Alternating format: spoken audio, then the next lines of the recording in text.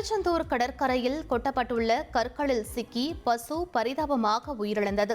300 கோடி ரூபாய் மதிப்பிலான பெருந்திட்ட வளாக பணிகளுக்காக பழைய கட்டடங்களை இடித்து அதன் கற்களை ஐயா கோவிலுக்கு செல்லும் வழியில் கொட்டியுள்ளனர்.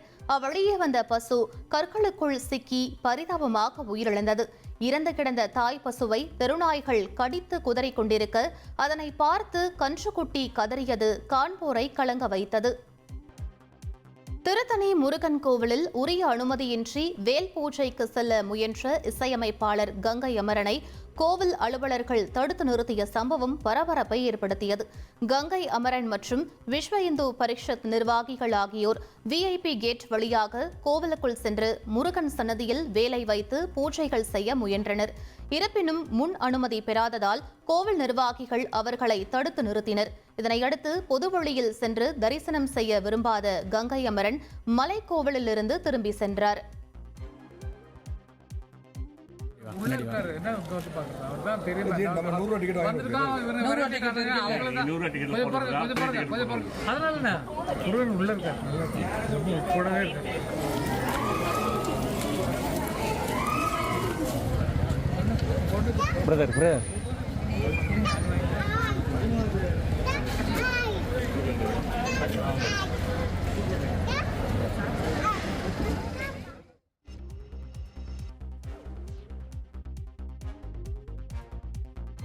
வாழ்நாள் முழுவதும் கரூர் சம்பவத்தின் துக்கம் விஜய்க்கு இருந்து கொண்டேதான் இருக்கும் எனவும் இதுபோன்ற நிகழ்வு எந்த ஒரு தலைவருக்கும் வரக்கூடாது எனவும் திருச்செந்தூரில் நடிகர் ரஞ்சித் கருத்து தெரிவித்துள்ளார்.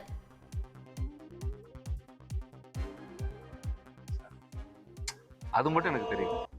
எந்த ஒரு மனிதனும் சந்தோஷமா 41 பேர் செத்துட்டாங்க, அது என் கூட்டத்துக்கு வந்து இறந்துட்டாங்கன்னு சந்தோஷமா மகிழ்ச்சியா இருந்துடவே முடியாது. வாழ்நாள் முழுக்க அவர் ஒரு துக்கம் இருந்துட்டே தான் இருக்கு. ரொம்ப கஷ்டம். இது யாருக்குமே வரக்கூடாது, எந்த தலைவருக்கும் வரக்கூடாது. தன் பெற்றோர்களை இழந்தா கூட மறந்துடலாம், சாமி ஆயிட்டாங்க தெய்வம் ஆயிட்டாங்கன்னு போட்டோக்கு மாலை போட்டுடலாம். ஆனா அந்த 41 பேர் மரணம் வந்து அவருடைய வாழ்க்கையில பெரிய ஒரு வடு. ராணிப்பேட்டை மாவட்டம் வாலாஜா சுங்கச்சாவடியை கடக்க முயன்ற காரில் சிக்கிய பைக் 1 கிலோமீட்டர் தூரம் இழுத்துச் செல்லப்பட்ட சம்பவம் அதிர்ச்சியை ஏற்படுத்தியுள்ளது. அடுத்தடுத்து 4 பைக்குகளில் அந்த கார் மோதியுள்ளது.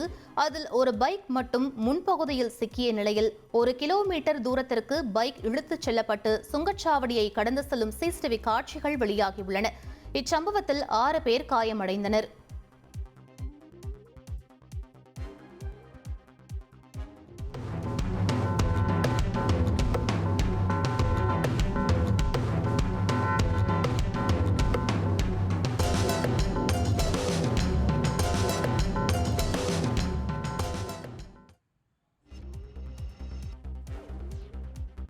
கடலூரில் உள்ள பேரூராட்சிகளின் உதவி இயக்குநர் அலுவலகத்தில் கட்டுக்கட்டாக 5,80,000 ரூபாய் லஞ்ச பணத்தை லஞ்ச ஒழிப்புத்துறை அதிகாரிகள் பறிமுதல் செய்துள்ளது பரபரப்பை ஏற்படுத்தியுள்ளது. இந்த அலுவலகத்தில் தீபாவளி பண்டிகையை முன்னிட்டு மாவட்ட அதிகாரிகளை வரவழைத்து கூட்டம் நடத்தி பணம் வசூல் செய்வதாக ரகசிய தகவல் கிடைத்துள்ளது. இதையடுத்து திடீரென மேற்கொண்ட ஆய்வில் அலுவலக மேற்சைக்குள் கட்டுக்கட்டாக பணம் இருந்தது தெரியவந்தது. மேலும் அதற்கு உரிய ஆவணங்கள் இல்லாத நிலையில் பணத்தை லஞ்ச ஒழிப்புத்துறை அதிகாரிகள் பறிமுதல் செய்தனர்.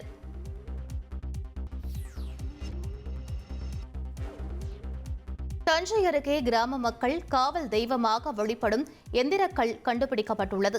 தஞ்சாவூர் மாவட்டம் ஐயாசாமிப்பட்டி ஊர் நடுவே எல்லை காவல் தெய்வமாக வழிபட்டு வரும் 150 ஆண்டுகள் பழமையான எந்திரக்கல் ஆய்வாளர்களால் கண்டறியப்பட்டது.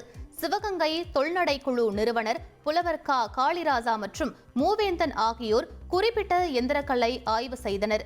அதில் நம எனும் மந்திர எழுத்துகள், நமச்சிவாய, சிவாய நம போன்ற எழுத்துகள் பொறிக்கப்பட்டுள்ளன. கல்வெட்டின் எழுத்தை கொண்டு இது 150 ஆண்டுகளுக்கு உட்பட்டதாக கருத முடிகிறது என ஆய்வாளர்கள் கூறினர். தஞ்சாவூர் மாவட்டம் கும்பகோணம் அடுத்த சுவாமிமலை சுவாமிநாத சுவாமி கோவிலில் புரட்டாசி மாத பௌர்ணமியை முன்னிட்டு கிரிவலம் கோலாகலமாக நடைபெற்றது. சிறப்பு பூஜைகள் நடைபெற்ற பிறகு முருக பக்தர்கள் அனைவரும் சக்தி வேலை எடுத்துக்கொண்டு அனைத்து ராசிக்காரர்களும் நலம் பெற வேண்டி கூட்டு பிரார்த்தனை செய்தனர். தொடர்ந்து பக்தி பாடல்களை பாடியும் கிரிவலம் வந்தும் முருக பெருமானை தரிசனம் செய்தனர். இதில் ஏராளமான பக்தர்கள் கலந்து கொண்டனர். திருப்பூரில் வட மாநில இளைஞரை வெளிப்பறி கும்பல் சரமாரியாக தாக்கியது. பீகாரைச் சேர்ந்த ரோஷன் பாஸ்வா திருப்பூர் பனியன் நிறுவனத்தில் வேலை பார்த்து வந்தார். மதுபோதையில் பழைய பேருந்து நிலையம் அருகே வந்த அவரை பின்தொடர்ந்து வந்த வழிப்பறி கும்பல் சரமாரியாக தாக்கி பணம், செல்போனை கொள்ளையடித்து தப்பியது. இதில் காயமடைந்த ரோஷன் அரசு மருத்துவமனையில் அனுமதிக்கப்பட்டுள்ளார். சென்னையில் அந்தமான் தொழிலதிபரை கொலை செய்து சடலத்தை ஒடிஷாவில் வீசிய 3 பேர் கைது செய்யப்பட்டுள்ளனர். 2 மாதங்களுக்கு முன்பு சென்னை வந்த அந்தமான் தொழிலதிபர் நியாமத் அலி மாயமான நிலையில் கிளாம்பாக்கம் போலீசார் விசாரணை நடத்தி வந்தனர். சிசிடிவி காட்சிகள் அடிப்படையில் நியாமத் அலி கடத்தப்பட்டது தெரியவந்தது. அந்தமானைச் சேர்ந்த முஸ்தாகின், 19 வயதான முகமது சுஃபியான், கேரளாவின் முகமது ஹயான் கைது செய்யப்பட்ட நிலையில் தொழில் போட்டியில் கொலை நடந்ததும் தப்பிப்பதற்காக சடலத்தை ஒடிஷா ஏரியில் வீசியதும் தெரியவந்தது.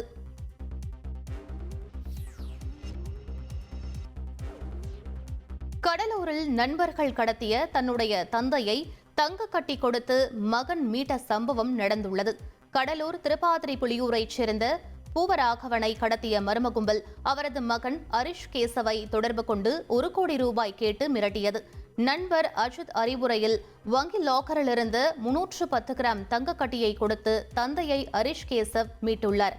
விசாரணையில் நண்பர் அஜித் தான் சம்பவத்திற்கு மூளையாக இருந்தது தெரியவந்தது. இதையடுத்து அஜித், சதீஷ்குமார், வினோத்ராஜ், ரேணுகா ஆகிய 4 பேர் கைது செய்யப்பட்டனர்.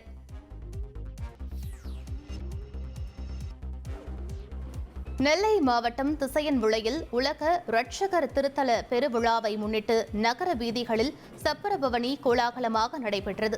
இந்நிகழ்ச்சியில் இந்துக்கள் மத நல்லிணக்கத்துடன் வாசலில் வண்ண கோலம் இட்டும் உலக இரட்சகரின் பாதங்களில் உப்பு மிளகு தூவியும் வழிபாடு செய்தனர்.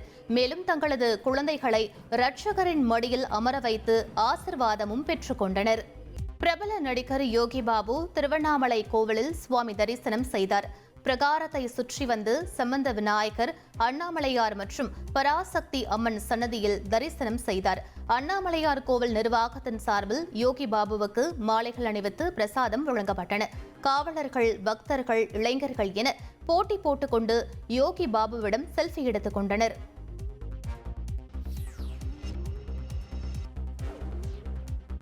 நாகர்கோவில் அருகே பாறை மணல் ஏற்றி வந்த டிப்பர் லாரி ஆற்றில் கவிழ்ந்த வீடியோ வைரலாகி வருகிறது. கன்னியாகுமரி மாவட்டம் நாகர்கோவில் அடுத்த கோணமாற்று கரையோர சாலையில் டிப்பர் லாரி ஒன்று பாறை மணல் ஏற்றிக் கொண்டு வந்தது. அப்போது வளைவான பகுதியில் லாரியின் டயர் ஆற்றின் கரையில் இறங்கியதில் லாரி டிரைவரின் கட்டுப்பாட்டை இழந்து கவிழ்ந்தது. அதிர்ஷ்டவசமாக ஓட்டுநர் ஆற்றில் குதித்து தப்பிய நிலையில் லாரி கவிழ்ந்த சிசிடிவி வீடியோ வெளியாகி வைரலாகி வருகிறது.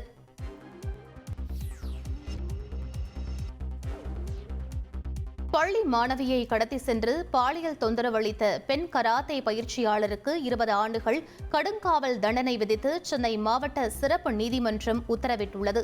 சென்னை பெரவல்லூரில் உள்ள தனியார் பள்ளியில் படித்து வந்த சிறுமியை அதே பள்ளியில் பணிபுரிந்த 27 வயதான பெண் கராத்தே பயிற்சியாளர் கடத்தி சென்று பாலியல் ரீதியாக தொந்தரவு செய்து வந்துள்ளார். இதுகுறித்த வழக்கு சென்னை போக்சோ சிறப்பு நீதிமன்றத்தில் நடைபெற்று வந்தது. பெண் கராத்தே பயிற்சியாளர் மீதான குற்றச்சாட்டு நிரூபிக்கப்பட்ட நிலையில் அவருக்கு 20 ஆண்டுகள் கடுங்காவல் தண்டனை விதிக்கப்பட்டுள்ளது. பாதிக்கப்பட்ட சிறுமிக்கு 1.5 லட்சம் இழப்பீடாக வழங்கவும் உத்தரவிடப்பட்டுள்ளது.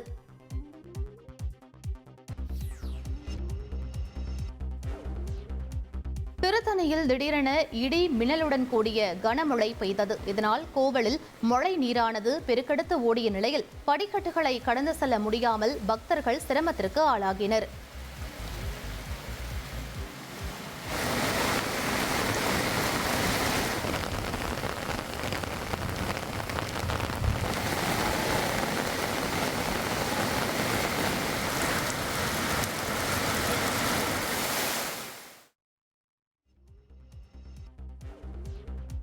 ஈரோட்டில் நடைபெறும் புகழ்பெற்ற நள்ளிரவு ஜவுளி சந்தையில் தீபாவளியை முன்னிட்டு மக்களின் கூட்டம் அலைமோதியது. இந்த சந்தையில் 4000க்கும் மேற்பட்ட ஜவுளி கடைகள் உள்ள நிலையில் ஒரே இரவில் கோடிக்கணக்கில் விற்பனை நடைபெறும் என வியாபாரிகள் தெரிவித்துள்ளனர். மேலும் இந்த சந்தையில் ஜவுளிகளின் விலை மலிவாக உள்ள நிலையில் வெளி மாநிலம் மற்றும் வெளி மாவட்டங்களிலிருந்து ஏராளமான மக்கள் வருகை தந்து ஆடைகளை வாங்கி செல்கின்றனர்.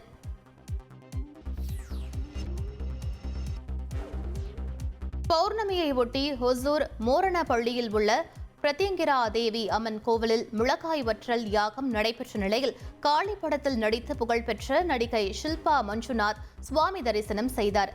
திருஷ்டி நீங்குவதாக நம்பப்படும் இந்த யாகத்தில் திரளானோர் கலந்து கொண்டு வழிபாடு நடத்தினர். வேலூர் குடியாத்தம் அருகே மின்வெளியில் சிக்கி கூலி தொழிலாளி உயிரிழந்த சம்பவத்தில் நிலத்தின் உரிமையாளர் கைது செய்யப்பட்டார். விவசாய கூலி தொழிலாளியான ராஜீவ் காந்தி வனவிலங்கு வேட்டைக்காக நாட்டு துப்பாக்கியுடன் சென்ற நிலையில் சாந்தி என்பவரது நிலத்தில் இறந்து கிடந்தார். போலீசார் மேற்கொண்ட விசாரணையில் சட்டவிரோதமாக மின்வேலி அமைத்திருந்தது தெரியவந்தது. இதையடுத்து நில உரிமையாளர் சாந்தியை போலீசார் கைது செய்தனர்.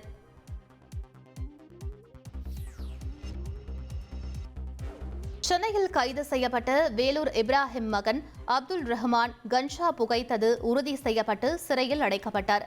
சென்னை பாடிக்குப்பம் அருகே காரில் கஞ்சா மற்றும் போதைப் பொருட்கள் வைத்திருந்த வழக்கில் பாஜகவைச் சேர்ந்த வேலூர் இப்ராஹிம் மகன் அப்துல் ரஹ்மான் மற்றும் அவரது நண்பர் ரஷித் கான் கைது செய்யப்பட்டனர். இருவருக்கும் அரசு மருத்துவமனையில் மருந்து பரிசோதனை மேற்கொள்ளப்பட்டதில் கஞ்சா புகைத்தது உறுதி செய்யப்பட்டது. இதையடுத்து போலீசார் இருவரையும் நீதிமன்றத்தில் ஆஜர்படுத்தி சிறையில் அடைத்தனர்.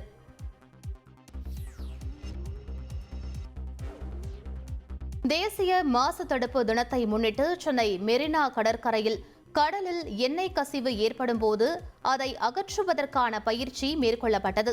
கடலோர காவல்படை பொது இயக்குநர் மேற்பார்வையில் நடைபெற்ற இந்த நிகழ்வில் 200க்கும் மேற்பட்ட தன்னார்வலர்கள் பங்கேற்றனர்.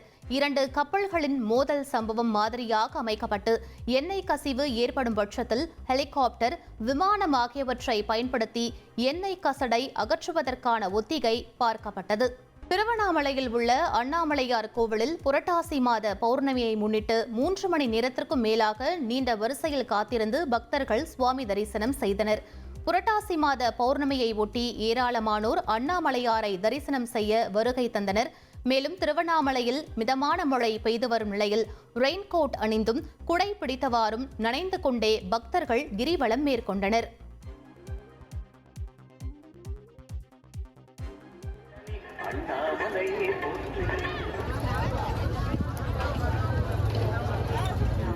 விலையுயர்ந்த செல்போன் மீதும் கூட்ட நெரிசலில் கவனம் வேண்டும்.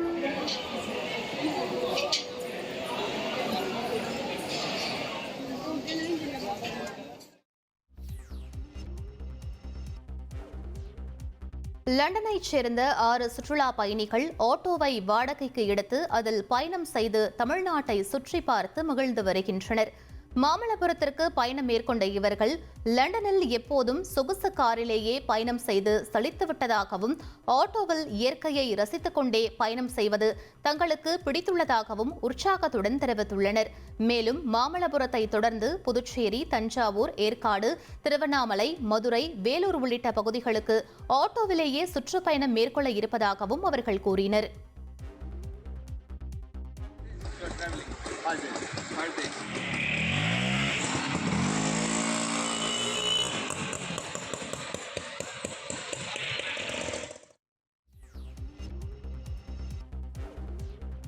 சிம்புவின் புதிய படத்திற்கான டைட்டில் வெளியான நேரத்தில் வள்ளலார் சத்திய ஞான சபையில் அவர் தியானம் மேற்கொண்டார். வெற்றிமாறன் இயக்கத்தில் சிலம்பரசன் நடிக்கும் படத்திற்கு அரசன் என பெயரிடப்பட்டுள்ளது. அதனை ஒட்டி வடலூர் சக்தி ஞான சபையில் சிம்பு தியானம் மேற்கொண்டார்.